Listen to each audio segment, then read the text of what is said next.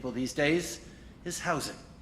And the best way to tackle this is to make sure more homes of all types are being built.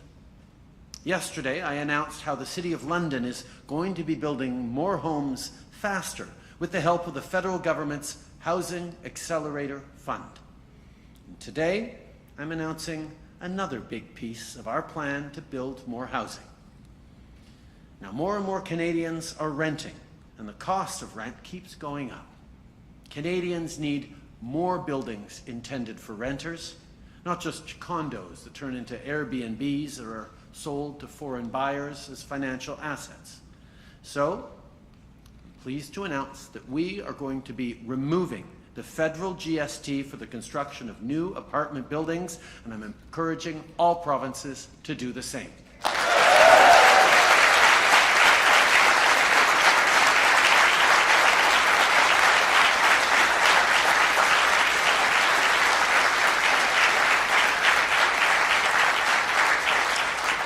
This plan is going to get more apartments built in big cities, in small towns, especially along transit lines, and they'll make sure that there are units with 2 or 3 or even more bedrooms, the kinds of places families can live and grow.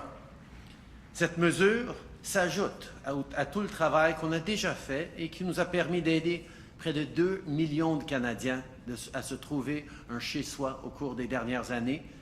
Et on va faire d'autres annonces bientôt là-dessus aussi. Because all of us have to do more, as governments, as builders, as partners, while we create thriving communities. Minister Fraser is leading the federal government's efforts, but we're doing this as an entire team. MPs are a critical part of this work, and we will all be relentless in our efforts and use every tool in our toolbox to meet this generational challenge. Every community across Canada needs to build more homes faster so we can lower the cost of housing for everyone. Les Canadiens voient une augmentation de bien des prix ces jours-ci, surtout quand vient le temps de visiter l'épicerie. Le taux d'inflation a diminué, mais la facture est encore trop élevée pour la nourriture. Et pendant ce temps-là, les grandes chaînes d'épicerie font des profits records. Ces profits-là ne devraient pas se faire sur le dos des gens qui en arrachent pour nourrir leur famille. It's not okay that our biggest grocery stores are making record profits while Canadians are struggling to put food on the table. So Minister Champagne will be calling on the heads of large grocers to come to Ottawa with a plan to address the rising cost of food. And we expect to hear from them by Thanksgiving on what their plan is to stabilize prices. And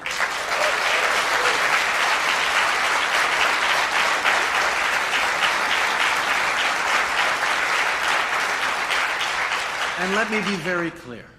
If their plan doesn't provide real relief for the middle class and people working hard to join it, then we will take further action, and we are not ruling anything out, including tax measures.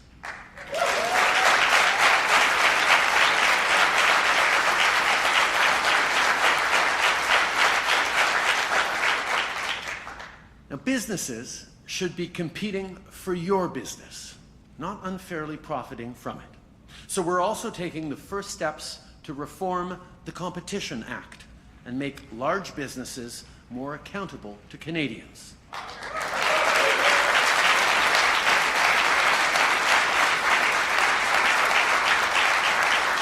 This is just another way we're fighting for the middle class to get a fair deal and creating new opportunities for small businesses. Speaking of small businesses, during the pandemic, we provided emergency loans to almost 1 million small businesses in our communities.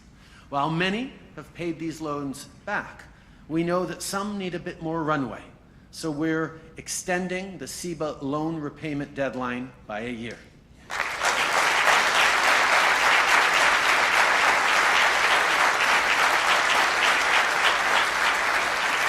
Nos petites entreprises vont avoir plus de temps pour rembourser le compte d'urgence pour les entreprises canadiennes, ce qui va aussi aider les travailleurs et les consommateurs. Les Canadiens ont fait face à plusieurs défis au cours des dernières années. Notre gouvernement a été là pour aider, et c'est ce qu'on va continuer à faire. The promise of Canada is about every generation reaching even higher than the previous one. Our job as a government, as a team, is to secure that promise. And today's announcement are just another step in that work. It's one more way that this team, this government, is helping build an economy that works for everyone, building a better future for Canada. Merci beaucoup, mes amis.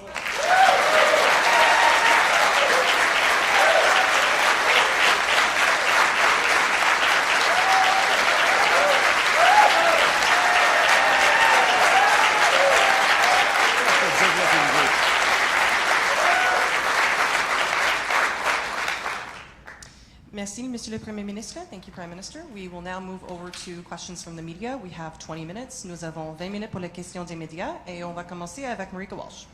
Good afternoon, Prime Minister. Your government, or you as the third place party in 2015, said that you as government would remove the GST from new rental construction and renovations. You broke that promise in your first mandate. Now, 8 years later, after saying that it wasn't evidence-based and wasn't needed, you're saying it is. Why should voters still stick with you over this? In 2015, we made the commitment to remove GST on purpose-built housing, and we looked at how and what that would have an impact back in 2016, and we decided that building the RCFI, the Rental Construction Financing Initiative, would be a better way of getting things done in the context where they are right now. And that program has led to about 40,000 units being created across the country and led to affordable financing for people building purpose-built construction units. It was the right program at the time, and that's exactly what we did, and it continues.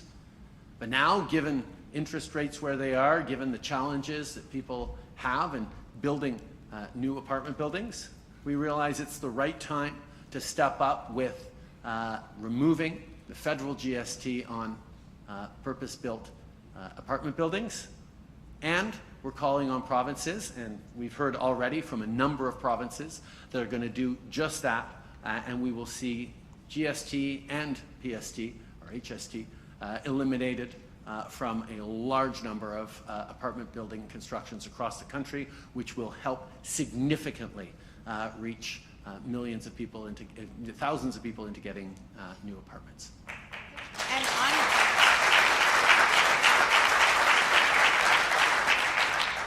I hope the clapping doesn't take away from our question time.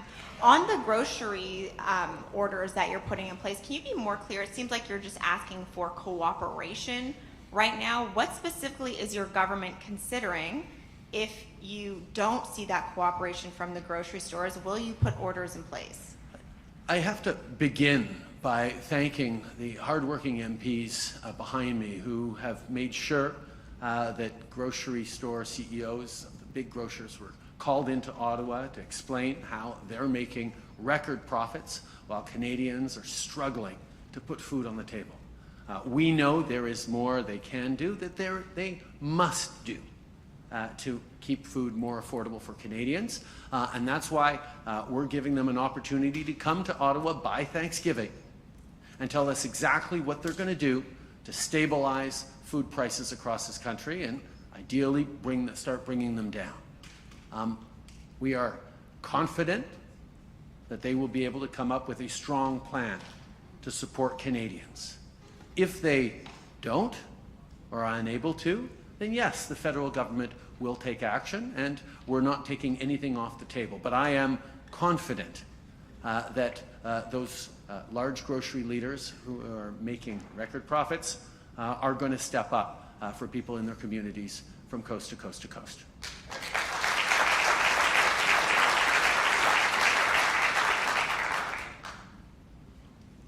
Judy Trin, CTV News.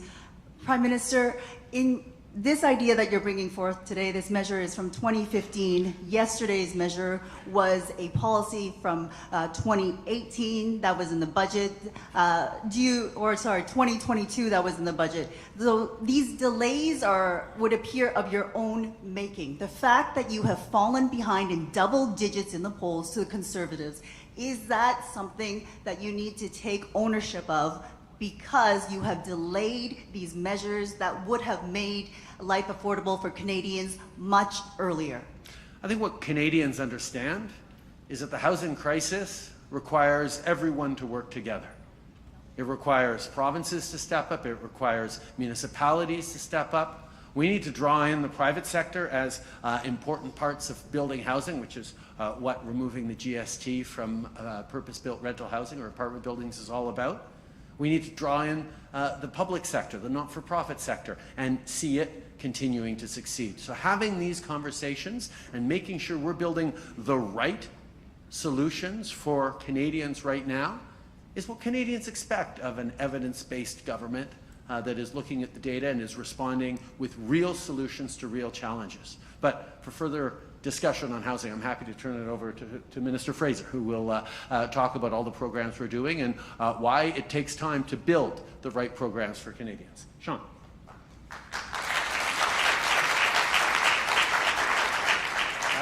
Look, thanks very much for the question. I think one of the things that you've got to understand is that as circumstances change, so too must our response change. If you look at the circumstances we were dealing with after the 2015 election, as the Prime Minister alluded to, we thought we could get a better return on our investment through the rental construction financing initiative. There's been factors that have shifted over the course of the pandemic and since that have made it more expensive to build the kinds of homes that people can actually afford. By actually moving forward with removing the federal GST at this point in time, we're going to change the equation, and it's going to grow supply immensely across this country, but it's also going to change the kinds of homes that people build. We're going to see more apartments go up instead of condominiums that'll be rented out or held onto without somebody living in them, and we tend to see that apartments rent for a couple $100 less every month than their comparative condominium that goes up. This is a good deal, and I should say that already since news has broken that this is something we're going to be doing, I've received messages from Minister Calandra in Ontario indicating they're going to follow suit. I've received messages from Minister Callan and Premier Eby in British Columbia indicating they'll do the same. And just recently, I've received a message from Premier Fury in Newfoundland and Labrador saying they're also going to do the same thing in order to reduce the cost.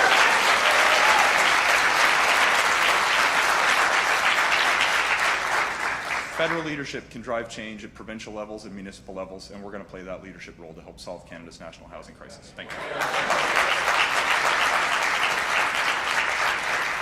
Prime Minister, you are in London, an MP for this area, is a woman of color, 32 years old, a single mother. Her lived experience in an interview with CTV News has now been used in an attack ad by the Conservatives. What does this show you about their game plan, and how are you going to counteract that? Well, first of all, there's always going to be room for political debate, and that's what political parties are always engaged in. But what we're focused on right now is how we're going to deliver for Canadians. Canadians don't want to see politicians arguing back and forth. They want to see us rolling up our sleeves and delivering them the kinds of housing, the kinds of supports, the kind of aid on groceries and on competition and on small businesses that we're announcing today. This is just a start. We've got a lot to do. This is a government that has always been there for Canadians, to invest in a growing economy that works for everyone, invest in having Canadians' backs through difficult times, and we're going to keep acting. It's always important to have good debates, and the other parties are bringing that, but it's important as well that Canadians see real action, and that's what this government's delivering.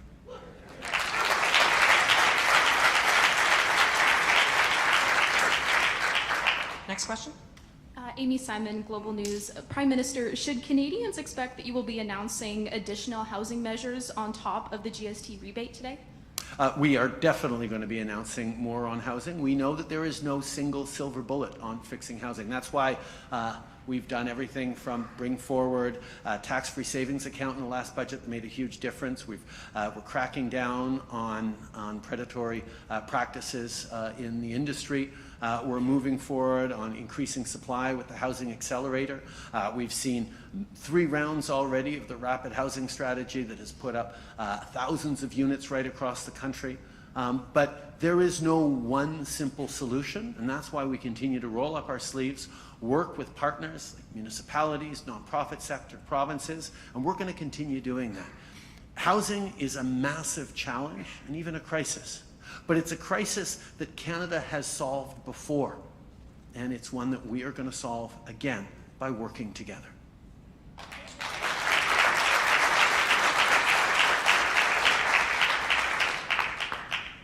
And Prime Minister, grocery companies have been taking in record profits for multiple years now. Why have you not moved to act sooner to try and bring these grocery prices down?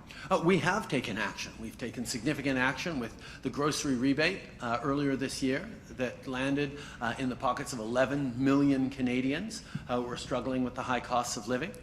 We've continued to have our MPs call grocery CEOs to committee to explain themselves, and we're now turning to them to make sure that they put a concrete plan forward by Thanksgiving to stabilize and lower grocery prices across the country, because it does not make sense in a country like Canada that our largest grocery chain should be making record profits while Canadians are struggling to put food on the table, and we're seeing record usage of food banks.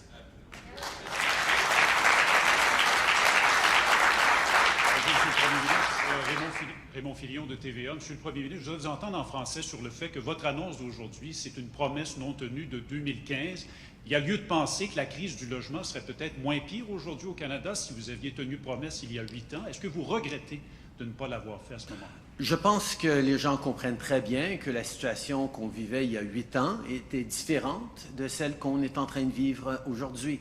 Et oui, on avait effectivement fait cet engagement d'éliminer la TPS sur les constructions de logements de meubles à appartements, de bâtisses à appartements, mais on a regardé et on a décidé que le programme qu'on a établi, le RCFI, était mieux approprié pour les conditions et la situation dans laquelle on a été. Et ça a été un programme extrêmement réussi. Jusqu'à présent, ça a créé près de 40 000 nouveaux appartements à travers le pays et ça continue de fonctionner. Mais ces jours-ci, on est en train de voir qu'il y a bien des développeurs, des gens en construction qui ne vont pas de l'avant avec des constructions de nouveaux blocs à appartements parce que les coûts sont trop élevés. Et d'enlever la TPS et de souligner qu'il y a déjà 3 provinces qui ont dit qu'ils vont faire pareil avec leur parti, on va voir la création d'énormément de nouveaux appartements dans les années à venir. Un dossier qui est lié à la crise du logement, c'est celui de l'itinérance. On apprend que le nombre d'itinérants au Québec a bondi de 44 %. Il y en a 10 000 au moins dans la province. Vous êtes au pouvoir depuis 8 ans maintenant. Sentez-vous un degré de responsabilité par rapport à ce qui se passe actuellement? Les actions que ce gouvernement a prises au fil des années ont réduit la pauvreté, les taux de pauvreté au Canada de façon significative. On a sorti près d'1 million de personnes de la pauvreté. Mais en même temps, on sait qu'avec la pandémie, avec la crise économique que les gens sont en train de vivre, on a besoin d'avoir plus d'aide.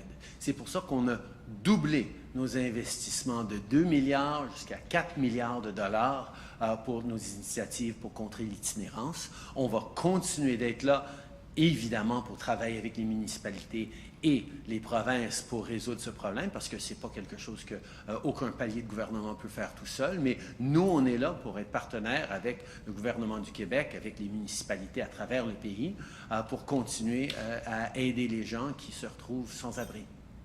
Next question. Dylan Robertson of the Canadian Press. On the grocery pledge, we know that various levels of the supply chain form a huge part of grocery prices. So why are you not including suppliers, manufacturers, and transporters in these price stabilization measures? Well, part of why we're calling on the heads of the large grocery chains is that they have the best view of the different aspects that are going into the grocery supply chain. And working with them and ensuring that they put forward a concrete plan that's going to help Canadians is actually a way of drawing in the people who know the most about it to focus on helping Canadians. But on that, I'm happy to turn to a minister who's going to be leading this charge, who's already been in touch very closely with a number of the heads of the large grocery chains, François-Philippe, our Minister of Science, Innovation and Industry. Merci. Well, I think what the Prime Minister is saying and what we're saying to them is enough is enough. You know, it's always a good time to fight for Canadians. It's always a good time to fight for lower prices. We're going to start next week, by the way. So this is something that is happening right now. as the Prime Minister said, we're going to start with the 5 largest grocers in Canada. They represent about 80% of the market. And we're going to be in solution mode with very clear deadline and very clear outcome for Canadians. And together, we're going to look also at large food processors. You know, you have to see what's being done, for example, in France with Carrefour. I've been looking at their model, looking at what they've been doing, and certainly we're going to be looking at international experience, our G7 partners. But I think you see the sentiment is that Canadians expect us to take decisive action, and this is actually going to help to lower price inflation you see in Canada, and we'll have more to say after the meeting next week with the CEOs.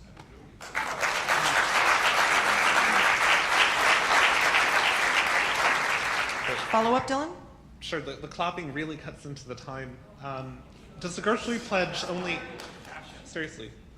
Does the grocery pledge only include Loblaw, Metro, and Empire, or is it the big 5 including Costco and Walmart? And how are independent grocers expected to compete when they have less power to negotiate with suppliers? Listen, exactly as you said. So the big 5 represent 80% of the market. And the reason why we want to sit with them exactly because they're not exactly in the same position in the market. As you know, Loblaws is far more integrated than some of the others. So there's not like necessarily one solution fit all, but the demand that we're going to put, and obviously they heard from the Prime Minister, and the invitation has been sent already. It's not an invitation. We told them to be another one next week. That's pretty clear. And we're going to be working with them, and you heard from now to Thanksgiving, we want to see meaningful action that are going to be taken. And the Prime Minister has been very clear, and I talked to the Minister of Finance. You know, if they fail to act, there will be consequences. But we'll give them a chance. You've seen me on the telco side. We're going to take the same model. We're going to bring them in Ottawa, talk to them around meaningful action, and if they fail to do so, there will be consequences.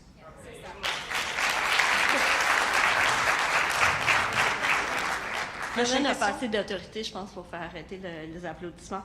Je pense que M. Champagne a mentionné la France comme modèle. Est-ce que le modèle de la France qui a imposé un gel forcé sur des milliers d'aliments, c'en est un qui est envisagé, qui vous intéresse? Bien, comme on a dit, on va travailler avec les grandes épiceries pour regarder ce qui fonctionne pour le Canada. C'est sûr qu'on peut regarder à travers le monde qu'est-ce qui fonctionne ailleurs, mais de savoir comment ça va traduire au Canada, il faut faire attention. On est ouvert à toutes sortes de solutions, comme François-Philippe a dit, on est en mode solution, mais on s'attend tout d'abord à s'asseoir avec les experts, les responsables, pour développer un plan, et si ce plan qui finissent par nous présenter est inadéquat, bien, on va prendre des mesures de plus, mais on n'est pas rendu là encore. Quand vous dites qu'il faut faire attention, pouvez-vous juste élaborer sur quoi exactement il faut faire attention? Puis une intervention comme ça de l'État, qu'est-ce que ça fait du principe du libre marché? Bien, d'abord, vous avez tout à fait raison. J'aime votre question, c'est-à-dire ce qu'on veut voir, c'est des réductions, on veut voir une réduction sur l'inflation, sur le prix des aliments. Mais vous avez tout à fait raison, on veut s'assurer que ça ne soit pas traduit vers les petits épiciers, par exemple, vers les employés, vers les plus petits producteurs. Ça, c'est clair. C'est pour ça qu'on dit que la formule qui a été mise en France, vous savez évidemment le modèle Carrefour, vous avez fait un papier là-dessus, ça fonctionne dans certains cas. Comme on sait au Canada, le marché est différent. Il y a l'Oblast puis il y a les autres parce que la structure organisationnelle est différente. Mais c'est pour ça qu'on va les amener ici à Ottawa pour prendre des mesures. Puis exactement comme le premier ministre disait, quelle forme ça va prendre? Bien, ça va prendre en compte la structure de marché qu'on a au Canada. Et ensemble, on va développer des méthodes parce qu'il y a aussi ce qu'on appelle la réduflation. Je pense que vous avez vu où on voit par exemple qu'on a réduit la quantité dans les mêmes, dans les mêmes boîtes qu'on trouve. Si vous prenez par exemple dans les pâtes ou dans les céréales. Et l'autre chose, il y a la qualiflation aussi. Où on voit que la qualité des aliments a été affectée. Donc, je vais travailler avec le docteur Charles Lebois, que vous connaissez de Dalhousie. Puis certainement, on va arriver avec une politique qui va faire du sens pour le Canada. Prochaine question. Émilie Bergeron, la presse canadienne. Monsieur Trudeau, Monsieur Poilievre, aujourd'hui, vous a accusé de changer d'idée, de faire volte-face sur la question de la TPS parce que lui, de son côté, il annonçait la même chose ou quelque chose de similaire. Qu'est-ce que vous lui répondez? Écoutez, juste pour que je sois bien aligné là-dessus, il y a eu 2 questions qui me blâmaient parce que ça fait depuis 2015 qu'on a cette idée-là. Et ensuite, aujourd'hui, M. Poilievre dit que c'est une nouvelle idée qu'on arrive. C'est un peu du n'importe quoi. Et écoutez, comme j'ai dit, il y a toujours de la place pour des bons débats politiques. Mais ce qui compte pour les Canadiens, ce n'est pas les débats politiques, c'est les solutions. C'est les mesures concrètes qu'on va prendre pour aider les gens. Et c'est exactement ce qu'on est en train de faire. Ça fait 8 ans qu'on est là pour aider les Canadiens avec des investissements qui ont fait croître l'économie, qui ont aidé les familles, qui ont aidé les aînés. Maintenant, on est dans un moment où les Canadiens en arrachent, particulièrement par rapport au logement, par rapport au coût de l'épicerie. On est en train de prendre des actions concrètes pour aider les Canadiens. Et si M. Poilievre veut nous applaudir, bien, on l'encourage à nous applaudir. Êtes-vous prêt à réitérer l'aide ponctuelle de 500 $ au loyer que vous aviez versé l'an dernier? C'était une aide spécifique qui s'ajoutait à l'aide qu'on a déjà par l'allocation canadienne pour le logement. On va toujours être là pour regarder comment aider les gens qui en ont besoin, mais on sait que l'important maintenant, c'est d'accroître l'offre du logement. Mais comme j'ai dit, ce n'est pas la seule annonce qu'on va faire dans les semaines à venir sur le logement. On va continuer de regarder les meilleures façons d'aider les gens qui en arrachent.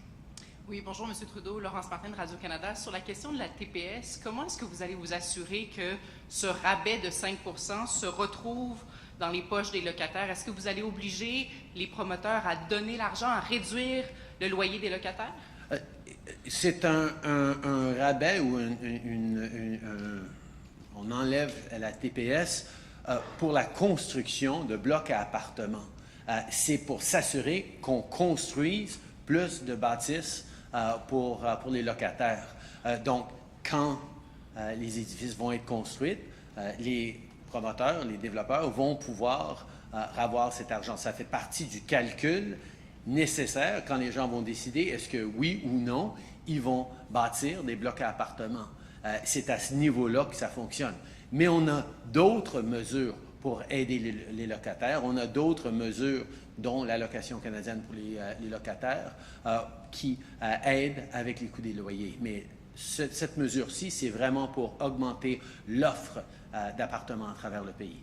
Donc, je comprends qu'il n'y aura pas d'obligation. D'ici la prochaine élection, disons que c'est en 2025, combien de nouveaux logements vous voulez voir construits au Canada? Pouvez-vous me donner un chiffre? Non, je vais passer la parole au ministre du Logement parce que c'est justement une question dont on a beaucoup discuté. Oui. Can I just get a specific number? By 2025, combien de nouveaux logements? How many new houses, buildings built in Canada? Target. Ce n'est pas possible pour clarifier exactement parce qu'il y a des pressions dans le marché, les facteurs qui changent après des semaines, après des mois, après des années. En mai, quand nous avons l'opportunité pour avancer des mesures, c'est possible pour augmenter le nombre dans une façon significative. We can't put an exact number on exactly how many homes will be constructed because there's many market forces that go well beyond the government policy. But my expectation is that we're going to see many thousands of homes. There's estimates just in the GTA that this one measure could potentially lead to 120,000 new units over 10 years in one part of the country. This is also going to depend on what supplementary measures other levels of government put in place. So there's many factors that we know are going to impact the exact number of homes, but this is a transformational shift in the way that we're going to build homes in this country and attack the direct problem that developers are experiencing by not being able to build units at prices people can afford given the cost pressures they've been facing in recent months. We have time for 2 more questions. Good afternoon, Prime Minister. The housing crisis has been on your radar for years. So what do you say to those who say you're not acting fast enough and decisively enough to deal with the issue? And how much of what you're announcing today is to appease your own caucus?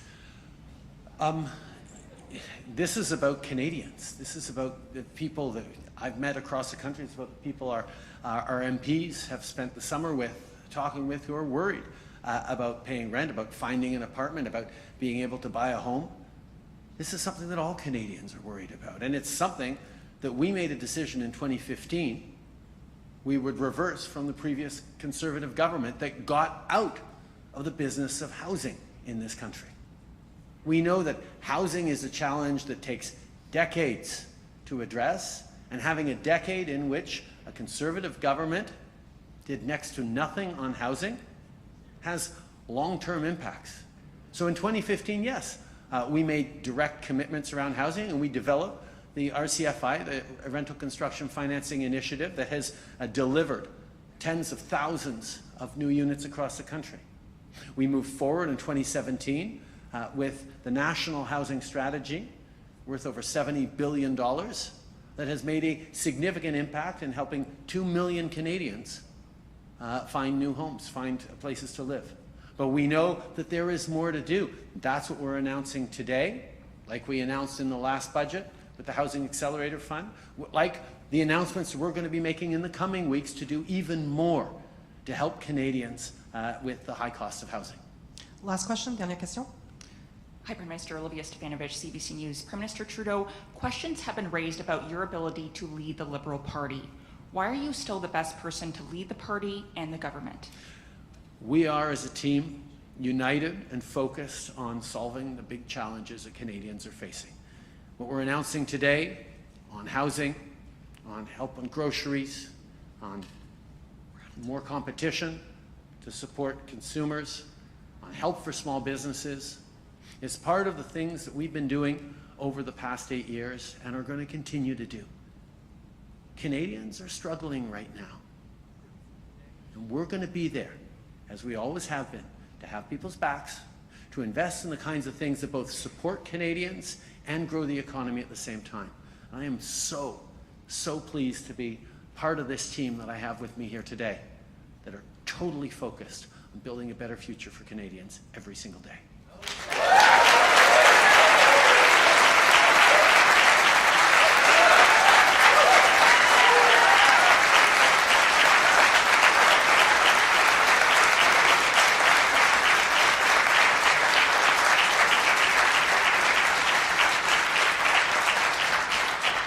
Thank you. That will conclude today's press conference. Merci, ça va mettre la fin à la conférence de presse. Merci beaucoup tout le monde. Thank you all.